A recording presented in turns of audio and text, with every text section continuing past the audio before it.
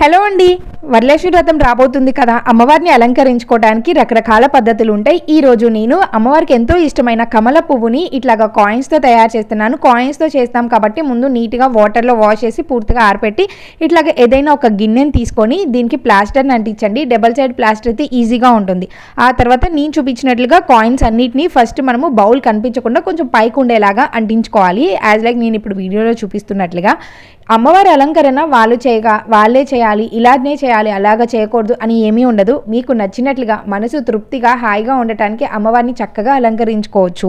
Bowl కనిపించకుండా రెండోసారి కూడా ప్లాస్టర్ వేసేసి నీట్గా కాయిన్స్ అన్నిటిని 1 by 1 అంటించుకోండి. ఆ తర్వాత నేను అలంకరించడానికి కింద ఆకులు వేసేసి ఒక చిన్న పీఠం పెట్టి ఆ బౌల్ పెట్టేసి ఇట్లా బియ్యం వేసేసి నేను అమ్మవారిని అయితే ప్రతిష్ఠించాను. చూసారా, పూలు పెట్టి అలంకరిస్తే ఎంత బాగా కనిపిస్తుందో. మీకు నచ్చిందా ఈ ఐడియా? ఈ శ్రావణ మాసంకి ఎవరికైతే ఈ వీడియో ఉపయోగపడుతుందో వాళ్ళకి తప్పకుండా షేర్ చేసి నా వీడియోని లైక్ చేసి సబ్స్క్రైబ్ చేయండి.